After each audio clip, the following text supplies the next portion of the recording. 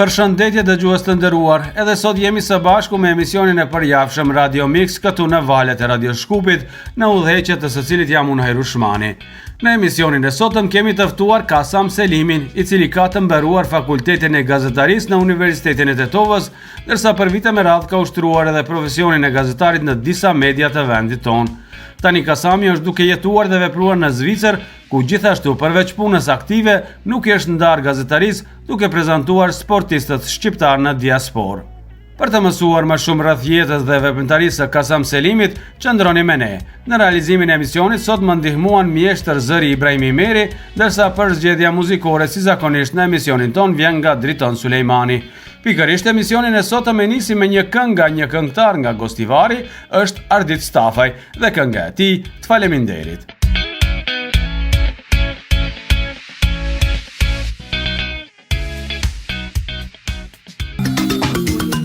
Radio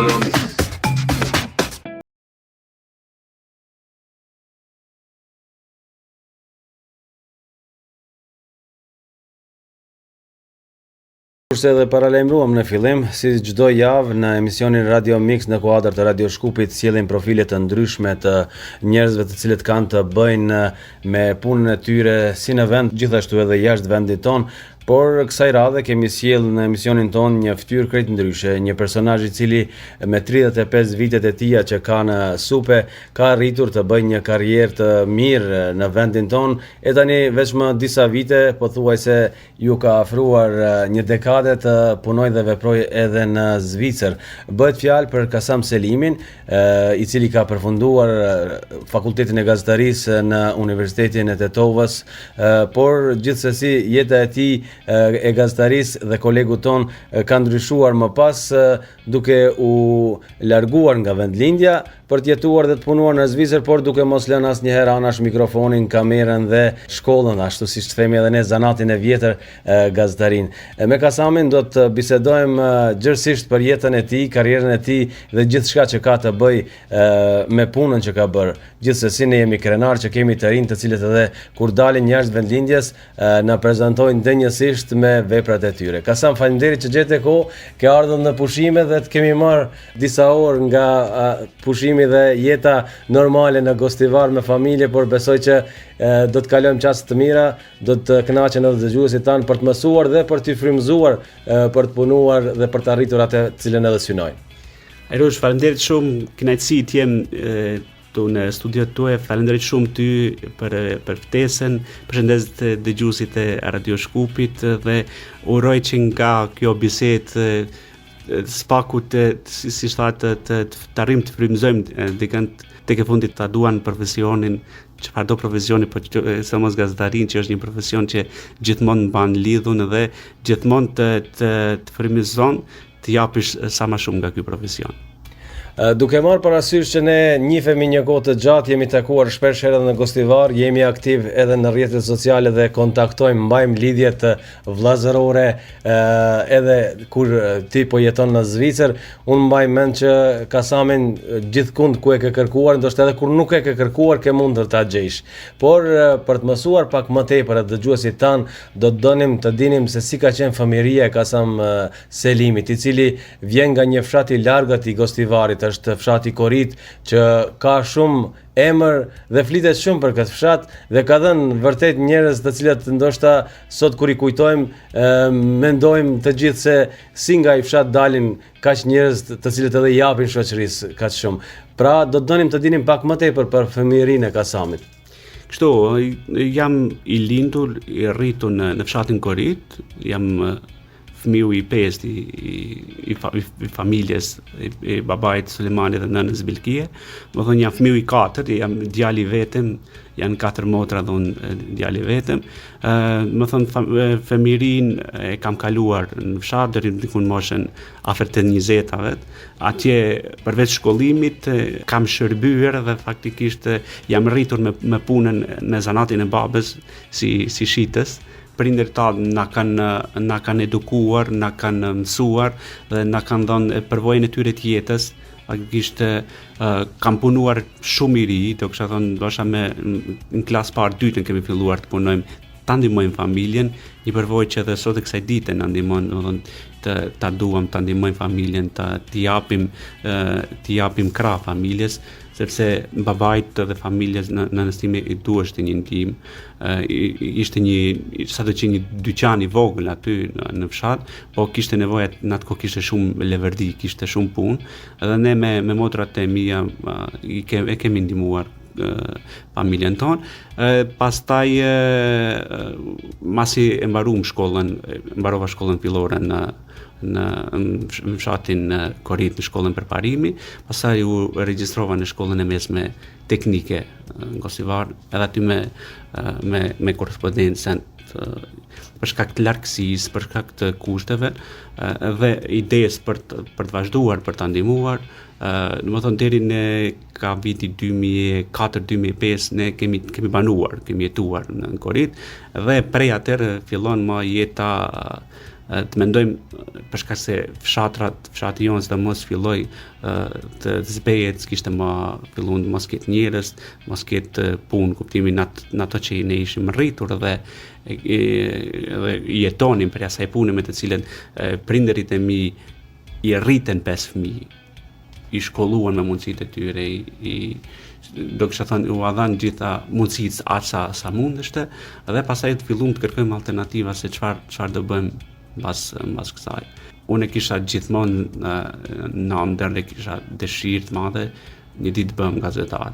Dhe nuk pata lënë, si thonë, nuk pata më lënë bashkë me babain tim gur pa të rrëzuar derisa të vim në kontakt me njerëz të cilët merreshin me gazetarinë. Por për të ardhur deri te kjo dëshirë e ytja për të bërë një ditë gazetar, sigurisht ke marrë inspirim prej diku. Çka ke dëgjuar më tepër apo çka ke shiquar më tepër? Sigurisht ke gëzuar veten se Kasami do të bëhet gazetar, por për të bërë gazetar duhet edhe të frymëzohesh, pra të ushqehesh me gazetarin për të bërë gazetar. Ku e morë inspirimin që në atë moshë të hershme të fillosh të mendosh për gazetarin? Valet e vetme çfarë dëpërtoni në fshatin tonë ishin valet e Radio Shkupit, kanë qenë dhe të televizionit shtetëror, programit në gjuhën shqipe, aq sa ishte, dhe ne mezi se prisim të ndëgjojmë lajmet, të presim tash ato periudhët kur të jetë emisioni, kur të ketë emision apo kur të jenë lajmet të sportit, pastaj gazetat në atë kohë, s'ka bëj Fakti që ishte gazetë me rregull, dhe gjithmonë këto kalonin nëpër duart e mia. Dhe këto televizionet në atë kohë që ishin Eurosportin, BBC-n, sado që nuk i njihsha anglishën, po nëpërmjet pamjeve të arrin të kupton se çfarë ka ndodhur për ekipin tim që në atë kohë dhe vazhdon të jetë, për shembull për Manchesterin tim unë informohesha nëpërmjet BBC-s që i transmetonte, faktikisht i jepte informacionet, dhe kështu, domethënë inspirimi ka qenë prej servisit programit në gjuhën shqipe televizionit të Maqedonisë, sidomos redaksisë sportit. Aty unë ndronja një ditë të vi dhe të jem qoftë edhe një herë të mirë për mundësia, edhe kjo ka qenë faktikisht, unë gjithmonë e kam mbajtur veten lidhur me profesionin e gazetarisë, atë që kur s'kisha para praktikisht nuk kisha pas kontakt me gazetarinë. Edhe pa mos u shtyr nga dikush tjetër, thjesht ka qenë një dëshirë e madhe që unë ta ushtroj, ta mësoj dhe ta ushtroj këtë profesion. Përmende që pastaj ke mbaruar shkollën e mesme, krejt një shkollë tjetër që nuk ka të bëjë me gazetarinë, dhe për të pritur për të vazhduar dhe studimet e gazetarisë zgjodhe Universitetin e Tetovës, i cili universitet atë kohë kishte degën e gazetarisë dhe pikërisht ajo që kërkonte Kasami. Por njëkohësisht ke shfrytzuar edhe alternativa tjera për të përmbushur atë që edhe kërkoje. Na fol pak për këtë periudhë, se a e gjete vërtet veten në fakultet dhe a ishte ajo që po kërkoje dhe do të mundsoje ty që në të ardhmen të fokusohesh në profesionin e të ardhmes tënde? Dhe mbasi përfundova shkollën e mesme, familja, babai im kryesisht dëshironte që unë të vazhdoj me universitetin, qoftë çfarë do drejtimi, po unë kisha ndarë mendjen se duhet të jetë gazetaria. Por në atë kohë Universiteti i Tetovës nuk kishte degë gazetarisë. Universiteti i Evropës Juglindore kishte drejtim, po nuk ishte Komunikim ndërkombëtar. po komunikim dhe nuk ishte saktësisht për gazetarin dhe një vit ashtu ndodhi pauzova dhe në ndërkohë ndodh një familjar im i që jetonte në Tetov edhe të sheh një konkurs që në atë kohë kishte pas Instituti i Mediave të Maqedonisë, MIM, ashtu si njihet, dhe e kontakton babain tim në telefon, ne bile ishim duke kryer ato punët e fushës, ishim edhe thot kështu thot e di se Kasami e don gazetarin, do të ka një konkurs për një shkollë një vjeçare të gazetarisë, thot ja numri i telefonit, kontaktoni dhe shihni çfarë mund të bëni. Dhe ne si ishim duke punuar aty me babain tim, thot kështu thot ne duhet nisemi për në Shkup. Babai kontaktoi në atë kohë, unë maqedonishtën e kam njohur shumë pak. Dhe tash kur rri dhe mendoj, me vërtet shumë pak, ndoshta shumë pak fjalë kam njohur. Edhe vim në Shkup, kontaktojmë këtu te Instituti i Mediave të Maqedonisë dhe fatmirësisht na u dha mundësia, sepse aty kishte qenë edhe një kriter ndoshta që të përmbushet edhe një numër i caktuar i studentëve shqiptar. Dhe në atë kohë ishim 4 studentë shqiptar dhe pjesa tjetër 10-12 në zgaboj ishin në komuniteteve tjera. Unë isha një ndër e kisha fatin të jem një ndër ata bashkë me kolegët tjerë, me Failin, Xhetin dhe Sherminin. Ishim 2 grupe të ndryshme dhe kjo shkollë që ishte një vjeçare më dha shumë, mësoj shumë. Shkolla që filloi të hape dyert, ta mësoj gazetarinë dhe ta ushtroj profesionin e gazetarisë. Aty mësova se si bëhet gazetaria dhe se si punohet. Se aty në ideja e asaj shkolle një vjeçare ishte që pasi të përfundojmë ne aty, të jemi të përgatitur me sfidën si që është gazetar, sepse ne aty gjithçka bënim, edhe kronika, edhe radiokronika, edhe kronika televizive, edhe shkrunim, edhe gjithçka ishte tamam ashtu një shkollë që i përmbushte nevojat edhe që na plotësonte për aty. Pastaj një vit ose 2 vite më vonë, në zgaboj 2007 apo 8-9, nuk jam i sigurt, u hap drejtimi gazetarisë në Universitetin e Tetovës. Pastaj u regjistrova aty, pa ato çfarë madhamimi nuk e kam marrë prej UT-s, po më rëndësishte se unë të jem ta kryej edhe shkollimin e Universitetit të Tetovës dhe mos gabofsha kam qenë studenti i parë me korrespondencë që kam kryer. Nuk jam i gjeneratës parë të gazetarisë në UT, jam i gjeneratës dytë, po jam i gjeneratës parë me korrespondencë. Dhe kështu që me punën e shkollimit unë pa ta kryer dhe pastaj fillova të kërkoj ta nxjerr veten treg të shoh ta ushtroj profesionin e gazetarisë. Ne do të rikthehemi përsëri për të vazhduar me bisedën se nuk doja të flasim më një herë për profesionin e gazetarisë, por duke marrë parasysh që një i ri vjen nga korrita e Gostivarit në Shkup, sigurisht që përveç vështirësive ekonomike që gjithë secili i ka asaj kohe, ka qenë edhe vështirësi edhe adaptimi, por e përmende që ke pasur kolegë mjaft të mirë të cilët edhe të kanë ndihmuar dhe të kanë udhëzuar. Në të njëjtën kohë ke bërë edhe praktikën e gazetarisë, je fokusuar te gazeta Koha që vërtet ka dhënë edhe kjo gazetë një numër të madh të gazetarëve të mirë. Na fol pak edhe për këtë periudhë, sa ka qenë adaptimi në Shkup për Kasamin, si e gjete veten një qytet të madh, kryeqendër e shtetit dhe sigurisht që kur vjen nga një fshat në qytet të madh nuk është lehtë për gjithë secilin. Sinqerisht edhe sot mas sa vitesh që kanë kaluar, domethënë kur kthehesh në kohë është diçka, është interesante, domethënë unë isha një djalë që isha lindur, isha arritur në një fshat që kontaktin e vetëm me qytetin e kishim një javë ose si mas nevojës ne shkonim në Gostivar, domethënë nuk jetonim në Gostivar. Edhe hera e parë, dalja e parë prej shtëpisë, do kisha thënë për mua ka qenë Shkupi. Domethënë prej Goritit një djalë vini të jeton në Shkup.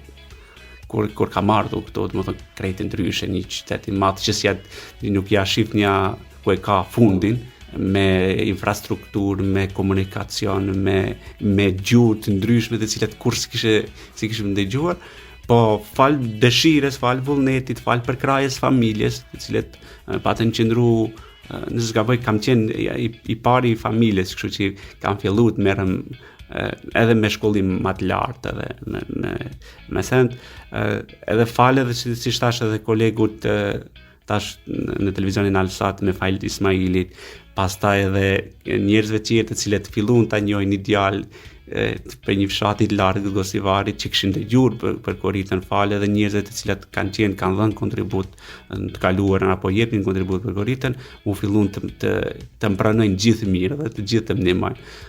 Unë patjetër se nuk duhet të harroj dhe s'duhet të harroj kur njerëzit që më kanë ndihmuar të jem në profesionin e gazetarisë dhe të përparojet e ta dua këtë profesion. Do nisi për Gosivar, fillimisht për shembull në Radio Gosivar ku I kam hapat e para të gazetarisë. Aty ku era e parë kam lexuar një radiokronik, që kam shkruar një lajm, ka qenë nga Ju Ramadani, pastaj në Shkup meritoret patjetër se janë Nasim Rashiti, Reshat Ibrahimi që bashkë me gjithë ekipin e gazetës Kohën atë kohë patën dhënë mundësinë që unë të shkruaj, jo vetëm të shkruaj dhe mos del as kërkund, po edhe të japin hapësirën time edhe në ballinat të gazetës. Pastaj edhe kam qenë për disa muaj, ka qenë shumë sfiduese, ka qenë shumë e harxhueshme, ka qenë shumë e vështirë. Unë të vija prej Koritës, të vij në Shkup për ka qenë një periudhë 2-3 muaj që kam marrë në radio televizionin e Maqedonisë programin e gjuhën shqipe në redaksinë e sportit dhe kolegët që janë aty e dinë atë periudhë, Sami Ademi, Mustafa Ademi, Artan Ziberi, mos harrofsha dikant Denis Shabani. Këto më patën dhënë hapësinë, patën dhënë frymëzim, thoshin ja një djalë I ri, ke përvojë, ke potencial, ne do t'japim hapësirë dhe vërtet më kanë dhënë hapësinë dhe më kanë dhënë zemër që unë mos ndalem. Edhe pas Shkupit u riktheva pastaj për ta filluar profesionin e gazetarisë në Tetov. Fillimisht aty kam filluar të punoj si gazetar. Pikërisht, do ta vazhdojmë bisedën kur ka nisur Kasami me punën si gazetar. Ne do të bëjmë tani një shkëputje muzikore, pa dyshim që për zgjedhje të mirë ka bërë bashkëpunëtori I muzikës dhe njëherë edhe redaktori I muzikës Driton Sulejmani, I cili do të na freskojë edhe ne por njëkohësisht edhe dëgjuesit për të rikthyer përsëri në bisedë dhe për të folur aty ku edhe nisi për herë të parë gazetaria pak në aspektin më profesional pasi që edhe ke mbaruar studimet. Radio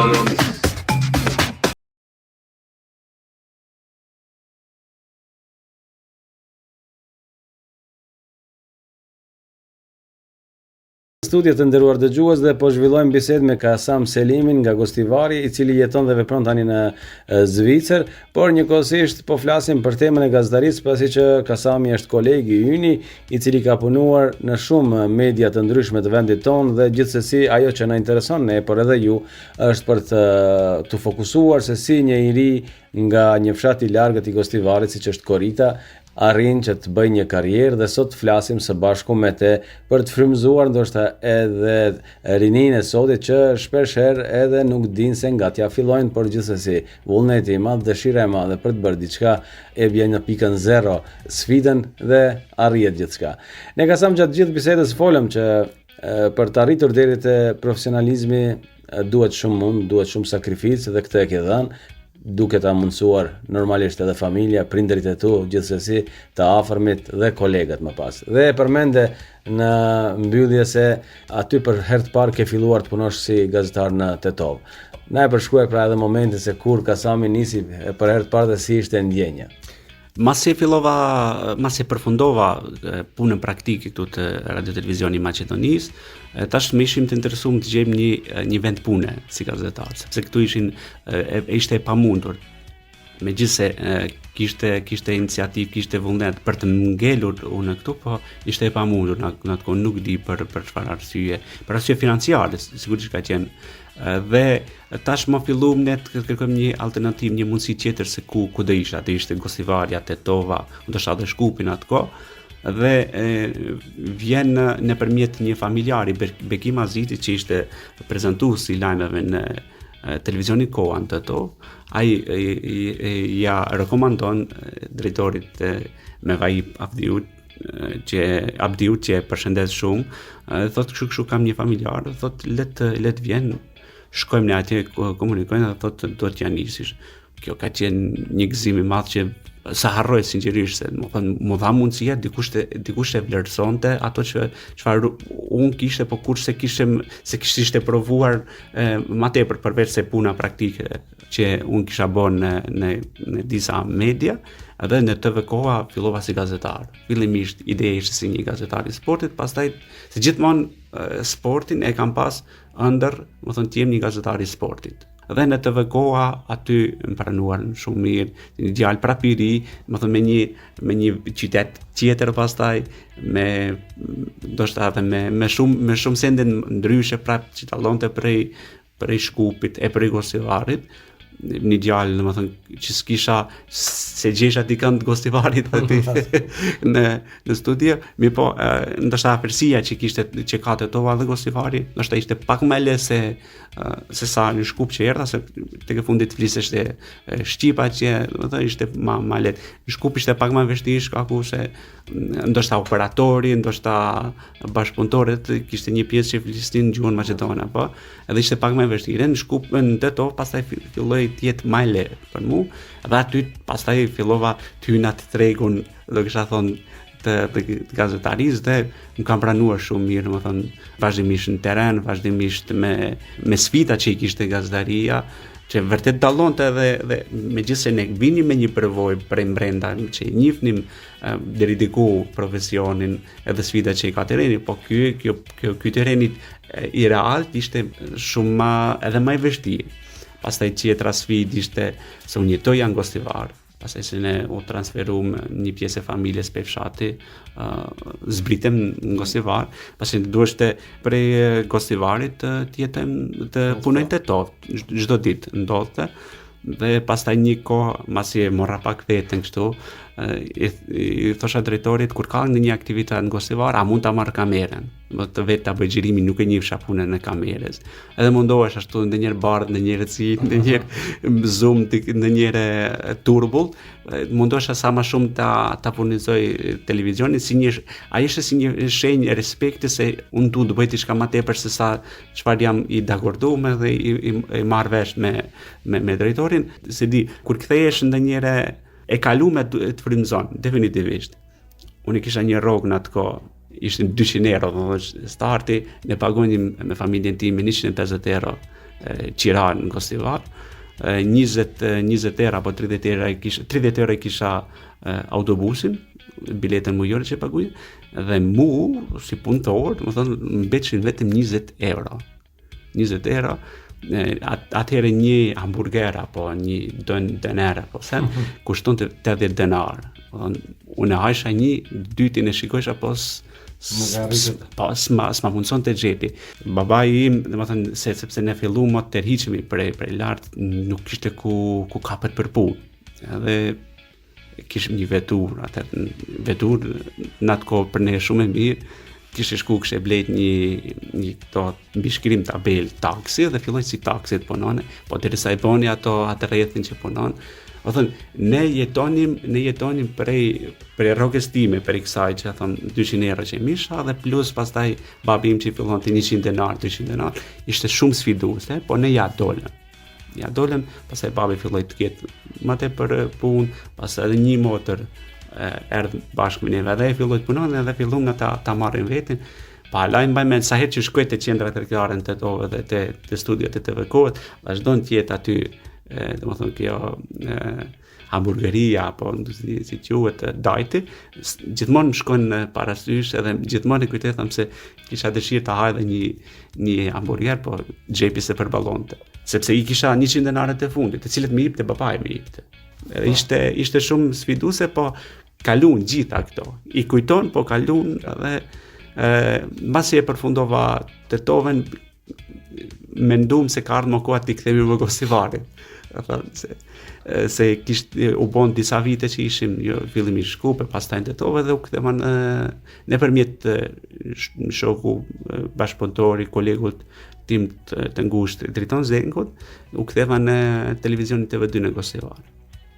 Dhe në atë kohë ishte televizioni vetëm në Kosivar, u ktheva për disa muaj aty isha, dhe pastaj kalova në punën institucionale, fillimisht si përgjegjës për informim dhe marrëdhënie me media në komunën Kosivari. Para se të dalim dhe të flasim për punën tuaj që keni bërë edhe në komunën e Gostivarit, gjithsesi gjatë kësaj periudhe njeriu ballafaqohet me sfida të ndryshme, gazetaria është e tillë se e përjeton kur je në terren dhe jo në zyrë. Na thuaj se cila ka qenë sfida më e madhe e Kasamit gjatë kësaj periudhe që ke punuar, edhe sa ke qenë praktik, por edhe sa ke punuar si gazetar.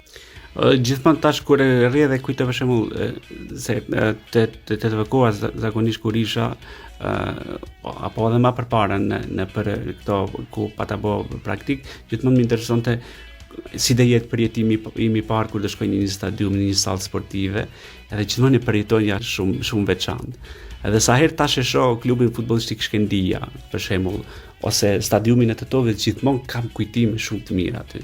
Sepse në atë kohë Shkendia I kishte ato ngritjet por ramje të mëdha, domethënë kishte shumë ambicie në atë kohë, edhe kur shoham ku ka qenë ky klub dhe e di se nuk tham se unë kam ndonjë miri për atë ekip, por realisht ne mundonim të japim një motiv të Shkendia që mos shuhet, edhe gëzon fakti për shembull që ndoshta kemi kontribuar që kjo Shkendi të jetë aktive, sot të jetë në majat më të larta të futbollit.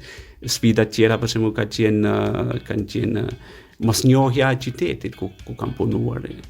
Mos dash për shembull të thuhet shkon në filan në rrugën se nuk e ke njoh ku shkon, si shkon, pastaj ose dash të pyesish të informohesh se po.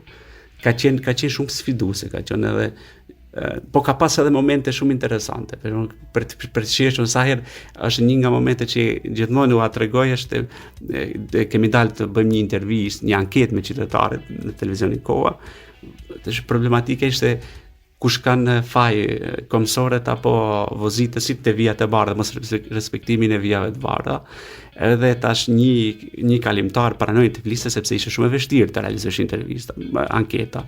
Më mendja dhe sot e kësaj dite nuk ka shumë gatishmëri. Tash flas ndoshta prej të kalumes, edhe vjen një moshuar bashkë me bashkëshorten e tij, edhe ajo ndal tash të jep intervistë, unë isha bashkë me një kolegen time, Ailinin, edhe tash thomi kush ka fajt për vijat e bardha, po ja tha, edhe vozitësit kanë fajt, po tha shije tha edhe bashkëshorten time, tash kur të vjen dikush ta prej me hasta do ta merr përpara. Edhe tash nuk e mbanim të qeshat se ishte, ai e tregonte me humor edhe ashtu ishte. Gjithmonë në gazetari ka dhe ato momentet edhe të mira, po ka dhe momente edhe të sikletshme. Para se të bëjmë shkëputje, do të flasim pak, e përmendë në fillim që ke qenë edhe i angazhuar edhe në komunën e Gostivarit si zëdhënës I kësaj komune në një kohë kur udhëhiqej nga Nevzat Bejta që ishte kryetari I komunës së Gostivarit. Na thuaj se si ishte sfida për Kasamin si gazetar të punësohet në komunë dhe tjetë krejtësisht ndoshta me punë praktike po si gazetar, se ke bërë komunikata, shpallje, njoftime të ndryshme për media dhe komunikim me ta, por faktikisht veç më nuk je në atë liri që e kishe si gazetar në terren, por thjesht duhet të punosh në zyre dhe duhet bësh lajme krejtësisht që duhet përgatiten thjesht atë që ka nevojë komuna për të njoftuar apo për dhënë dhe për publikun. Ta bësh profesionin e gazetarit edhe të jesh pastaj një zëdhënës apo ta ushtrosh punën e një zëdhënësi apo një personi kontakt me media dhe marrëdhënie me publikun të një institucioni, dallon sepse aty do ta përshtatish shkrimin, do të jetë krejt ndryshe. Në gazetari është krejt ndryshe. Ishte sfidë në vete sepse unë nuk I kisha menduar se do vje puna të punoj në institucion. Po këto vështirësi që pata rreguar dhe më herët, domethënë ndoshta talldurat e vogla, mungesa e një sigurimi shëndetësor, të gjitha këto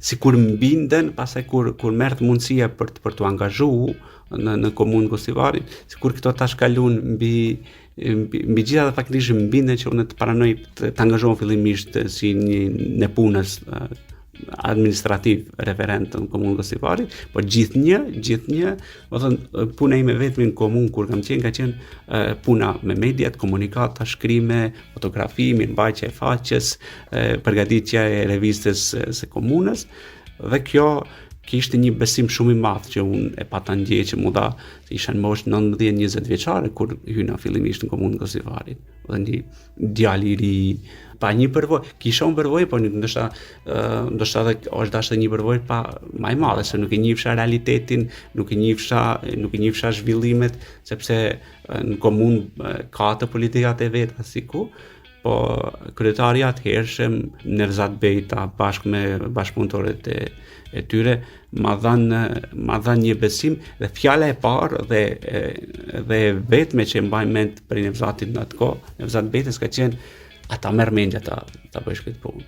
Dhe kur pastaj nuk pasa pas telash apo të kem për shembull ndërhyrje se si do jetë ku jetë, u pat fitu një besim anasjelltas, dhe gjithçka çfarë dilte dhe çfarë përgatiteshe prej duarve të mia ishte e aprovuar, dhe s'kishte nevojë të marrë edhe një aprovim tjetër. Puna në komunën Gostivarit ma dha pastaj përvojën institucionale.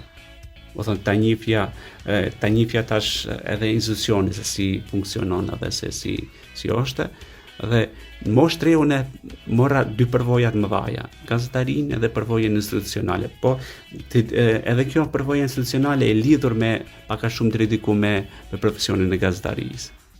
Në një kohë e mbaj mend që ke pas edhe një radio private e cila është quajtur Radio Vala dhe ka punuar përmes portalit. Dhe është radio që e keni themeluar ju, portal që e keni themeluar ju. Sigurisht edhe kjo ka qenë një sfidë në vete ku Kasami veç më bën diçka të veten. Sa ishte e vështirë për ta mbajtur dhe a është akoma gjallë në Radio Vala? Radio Vala, sa herë që më pyesin çfarë është Radio Vala, tham Radio Vala jam vetvetja. Pa ta ndërruar, ndër kisha unë të kem një radio stacion në Gostivar, edhe ishte shumë e vështirë për ta hapur një radio, puna e licencës, puna e mjeteve financiare të cilat unë nuk i kisha, edhe më e lehta ishte të hapi jo një portal, se portalin se kisha nuk e pata menduar se do del pastaj portal, radio që filloi pastaj të ketë paskon një program dhe një edicion live në një intervistë kështu online. Ideja ishte për atë radio ta bëj të njohur, edhe pastaj ato ta kaloj edhe në frekuenca. Po nuk ndodhi shkaku i kalimit tim në mërgim. Vazhdon të funksionoje, po tash si një drejtare informative, sepse tek unë edhe në atë kohë edhe sot dallon se unë nuk jam marrë me publikimin e 500 lajmeve në ditë, sepse e kam pasur diçka jo normale dhe nuk e ban. Unë gjithmonë kam qenë i mendimit edhe i parim ka qenë një qoftë edhe një lajm në ditë ose në 2 ditë në 3 ditë, po ai lajm të jetë prej duarve, prej syve të mi e kontrolluar, jo të marr lajm me copy paste. Dhe me Radio Valen kemi qenë zgaboj 1 ndër 4-5 faqet e para në Maqedoninë, Gostivar ka qenë e para në atë kohë. Vazhdojnë të funksionojnë, po vetëm e mirëmbaj me informacione çfarë unë kam, nuk merrem me informacione tjera ose apo të huazoj apo të marr lajme tjera. Thjesht vetëm çfarë un kam aty e publikojnë në faqen time. Mirë Kasam, do të bëjmë edhe një shkëputje muzikore për të rikthyer pastaj në pjesën e fundit të emisionit për të folur për aktualitetin tënd, jetën në Zvicër dhe çka në fakt tash mund të presim nga Kasami nga Zvicra e largët.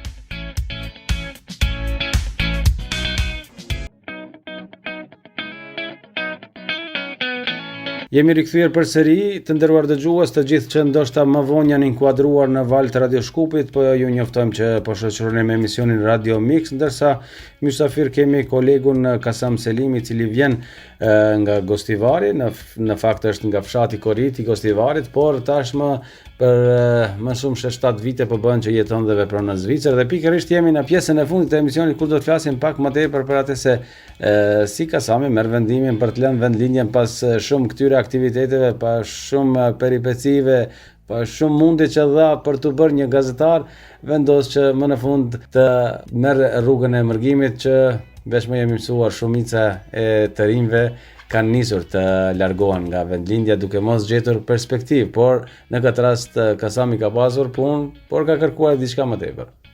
Për para se dal dhe të tregoj se ku jam dhe si kam shkuar atje, unë do të tregoj se ndoshta për dallim prej një pjese të rinjve të cilët s'kan pas një vend pune dhe janë larguar për këtu, të unë dallonte se unë isha në marrëdhënie pune. Isha në komunë Gostivarit, vazhdoja ta bëj pjesën e dytë, do kisha thënë, në atë kohë pasi Nevzat Beta u rikthye në komunë Gostivarit dhe vazhdoja ta bëj të njëjtën punë, si përgjegjës për informim dhe marrëdhënie me media, me përgjegjësi edhe më të mëdha, me një përvojë shumë më të madhe se saç në 2008, tash në 2013 apo 2014 deri në qershor të 2015, do thonë më i përgatitur, mendoj më merr mendja se më i përgatitur. Pastaj kisha përpara se shkoj në Zvicër isha edhe si bësha rolin e zëdhënësit të klubit futbollistik Gostivari për ta plotësuar në atë pjesë se sa aktiv. Pastaj një periudhë 2 vjeçare, në periudhën 2011, në fillim 2013, kam qenë edhe në Ministritë të Veçiverisë Lokale gjithnjë në punën informim dhe marrëdhënie me media, edhe thash unë kisha një vend pune, kisha të ardhura që vinin, nuk kisha në atë kohë një marrëdhënie apo një vend pune, domethënë me vendim të përhershëm, po kisha mundësi për ta siguruar. Domethënë kushtet ekonomike kanë qenë arsyet kryesore përse unë kam qenë njeriu që kam dëshiruar të largohem dhe të kërkoj një alternativë, të kërkoj një përshpejtim të zhvillimit ekonomik në familjen tonë, sepse u lodhem fillimisht të provohet të ndërtohesh, të zhvillohesh në fshat, po pastaj provohet të zhvillohesh, të ndërtohesh në qytet, dhe unë sikur u dorëzova. Ndoshta gjithë këto sfida që i kam pas paraprakisht kur tregoja se me një hamburger kam kaluar ditën, gjitha këto sikur jo demoralizuar, po sikur ta humben atë shpresën se s'ka perspektivë, se s'mund të zhvillohesh këtu. Dhe opsioni i parë që ishte ku të dalim diku jashtë në një vend jashtë Maqedonisë për ta zhvilluar vetveten, për t'i dhënë një haf vetvetes, dhe pasi bashkëshortja ime është shtetase e dy fisht, edhe Maqedonisë dhe Italisë, dhe opsioni i parë unë i thash të do shkojmë në Zvicër. Atje kërkojnë largimin? Thash po, sepse kur u martuam, ajo edhe në atë kohë kishte leje qëndrimi në Itali, dhe i pata thonë se unë nuk martohem për punë dokumentash, se e kam vendosur se këtu do të teqem jetën. Edhe kur e ndëgjoj, tha, ti e kërkon këtë, tha, ai sigurt është punë e garet, jo, nuk është e garet, po e kam vendosur, dhe largimi im i parë ka ndodhur në janar të 2015. Vetëm për arsye ekonomike, sepse sigur kisha një bindje se ne do mbetemi, do stagnojmë aty. Megjithëse në atë kohë ne nuk kishim akoma fëmijë, mendosha se do jetë shumë e vështirë për të jetuar, për të krijuar familje. Thosha vetë me vete, a do jem gjendje për ta mbaj, për t'ia plotësuar kushtet bashkëshortes, fëmijëve nesër, prindërve. Edhe kjo më shtyu që të marr vendimin e gurbetit, që sidomos në ato vite kur se kisha opsion gurbetit. Zvicrën e kam zgjedhur për arsye se shumë antar të familjes tonë jetojnë në Zvicër. Se kishim opsionin në Austri, kishte opsionin në Itali, ishte insistimi im që të shkojmë në Zvicër tjetër. Padyshim, nëse flasim me mendje të shëndosh, do të themi se ke bërë për zgjedhjen më të mirë. Zvicra është një nga shtetet më të forta dhe më të sigurta dhe më të qeta, dhe për të jetuar është shumë lehtë. Por për të ambientuar dhe për të adaptuar sigurisht ka qenë e vështirë. Fillon nga zero, nuk ke shumë mundësi për atë që ke ndëruar një kohë, ta fillosh me njëherë punën e gazetarit për shembull. Si ishte ambientimi në Zvicër, do thotë, sa arrite ta gjesh veten në atë që ndoshta ishte një punë krejtësisht tjetër që duhesh të bësh, dhe jo pikërisht profesionin për cilin edhe kishe studiuar dhe kishe vepruar dhe harxuar vite së bashku me familje. kur e kisha më qartë se do shkoj, nuk do jetoj faktikisht në Maqedoni, do të shkoj në Zvicër, e kisha edhe një gjë të qartë se me profesionin ndoshta do duhet të pauzoj, ndoshta pikpyetja edhe do merrem. Po kur s'pa ta hek, nuk pa ta heq dorë se kisha profesion shpirti, jetoja prej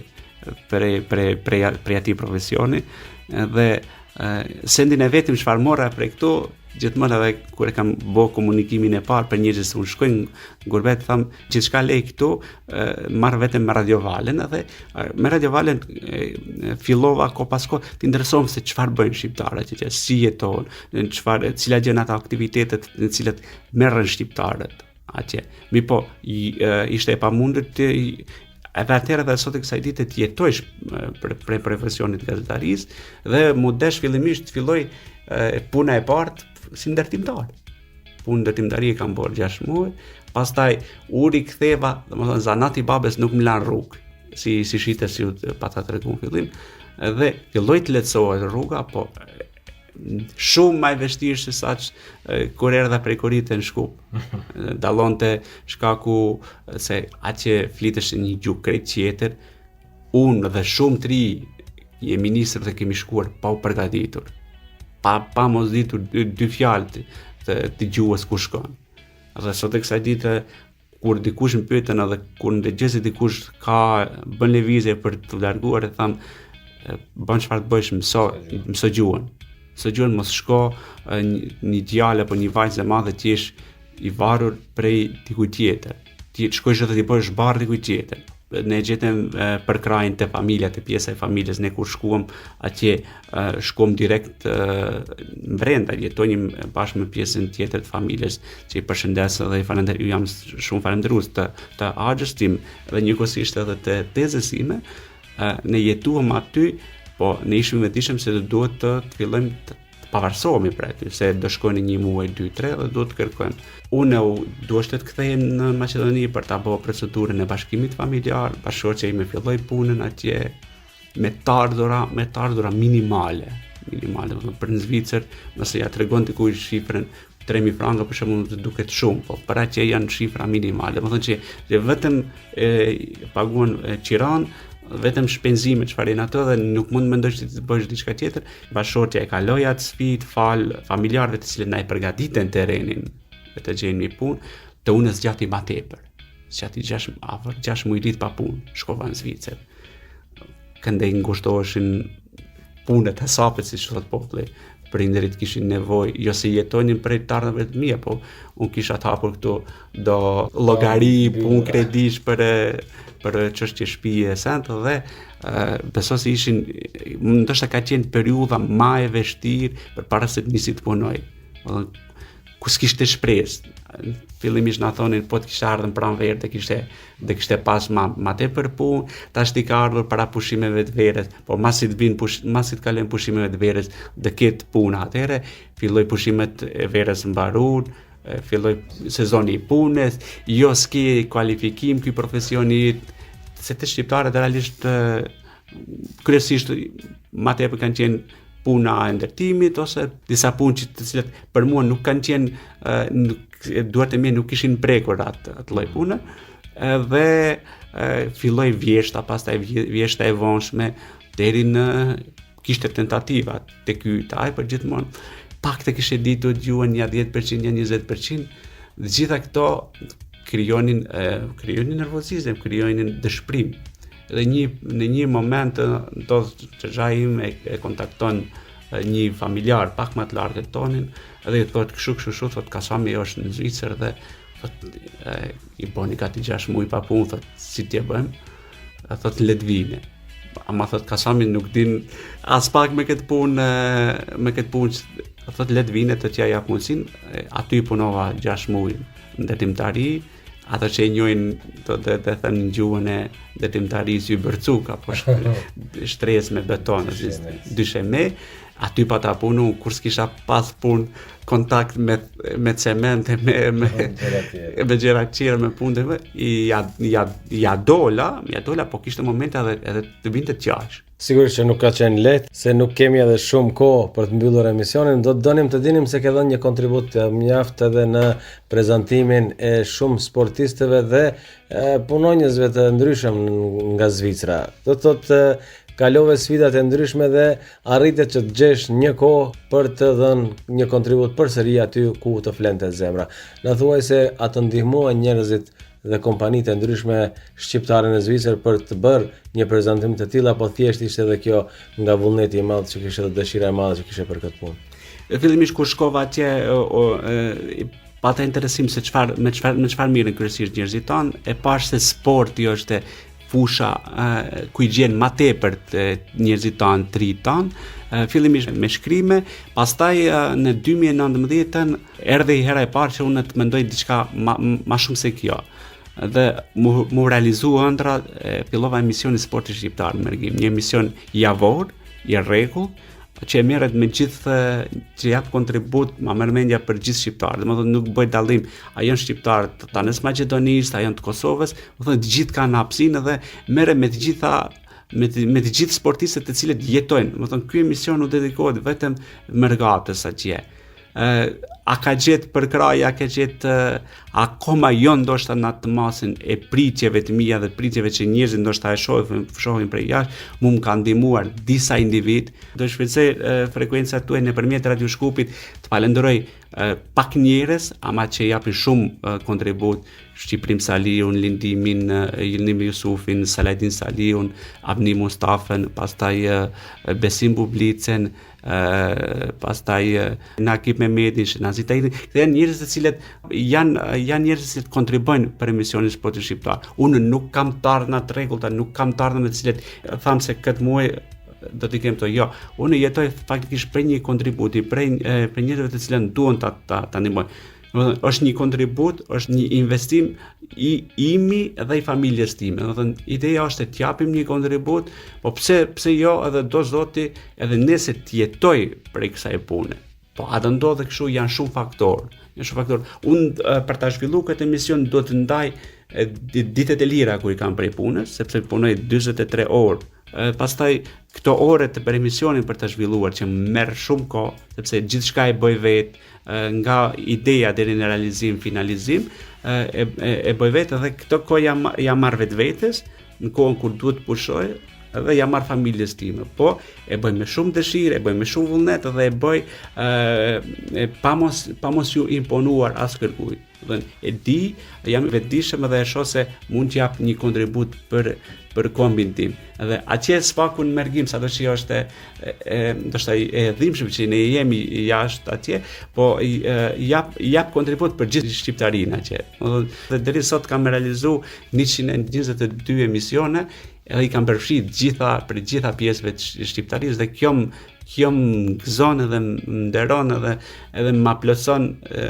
Tash jam i plotësuar se mu ka dhënë mundësia në mënyrë pa varur, pa mos u ndikuar nga askush, ta nisi, ta inicoj dhe ta bëj një diçka të cilët vazhdon, sado që thash pritjet kanë qenë më të mëdha për mbështetje dhe për kraje, po do ta lëm kohës, ndoshta të vetëdijsohen njerëzit tanë sepse ka të bëjë unë e quaj një mision kombëtar këtë. Kasam, ishin minutat që besoj kaluan shumë shpejt me një bisedë të këndshme dhe përveç se mësuam diçka nga jeta juaj, thash edhe një herë do ta përsëris edhe në fund, shpresoj që një 35 vjeçar që ka një karrierë të plotësuar, të përmbushur, të jetë frymëzim për të rinjt tanë, të cilët e dëgjojnë këtë emision dhe të fillojnë dhe ta duan fillimisht punën, profesionin dhe pastaj do të arrijnë edhe sukseset. Falenderoj edhe njerë që gjete kohë nga pushimet që ke arti kalosh me familje, erdhe dhe të më nderove edhe mu dhe dëgjuesit tanë dhe Radio Shkupin. Uroj të kesh shëndet së bashku me familje dhe shumë suksese edhe në Zvicër, po gjithkund edhe ku do të veprosh. Faleminderit, kënaqësi që sa herë që vi në vendlindje, sa herë ka një media në gjuhën shqipe që më kontakton dhe më jep hapësirën të them diçka nga ajo çfarë unë kam bërë. Do kishte qenë ndoshta një mesazh dhe një apel për të rinjt tanë, të mendohen kur e marrën rrugën e Kurbetit se nuk është e lehtë.